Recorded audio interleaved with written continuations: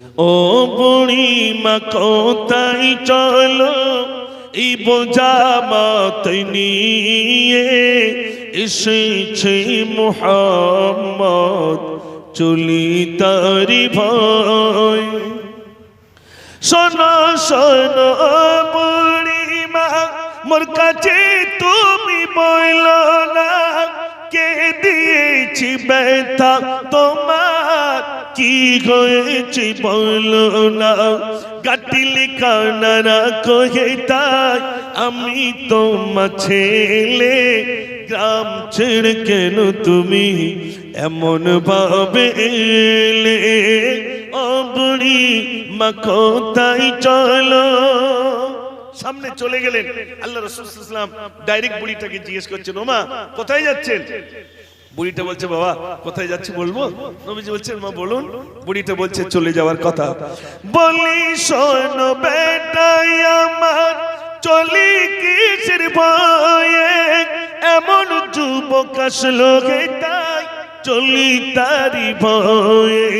নামটি তাহার মুহাম্মদ রে মাতা তাহার আমিনা মোরা যাদের পূজা করি সে তো তাদের মানে না।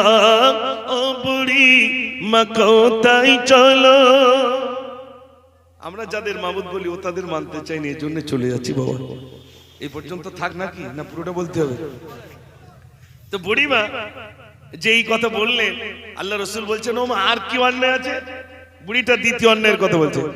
দয়া নাই রে মায়া নাই রে এমন ছেলে আমি না সে যুদ্ধ করে মানুষ মারে করে শুধু বিচার তাই বলিয়া থাকবো না রে এমন গায়ের মাঝে গাটলি খানা দাও না আমায় চলি নিজ কাজে।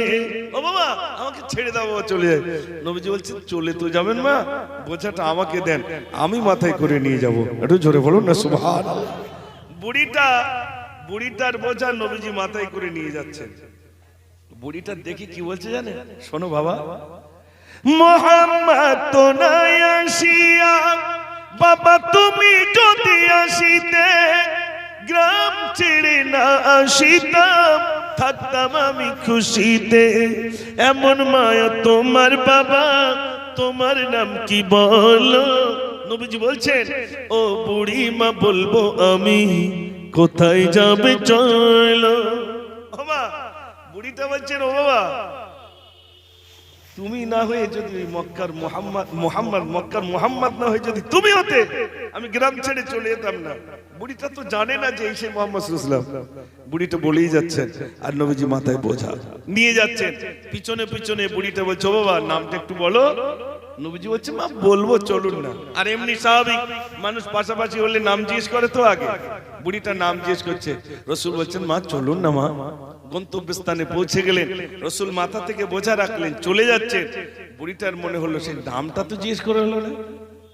বুড়িটা তখন বলছে বুড়ি মা বলে বাবা ছেলে এবার তুমি চলো যাওয়ার আগে নামটি তুমি আমার সাথে বলো।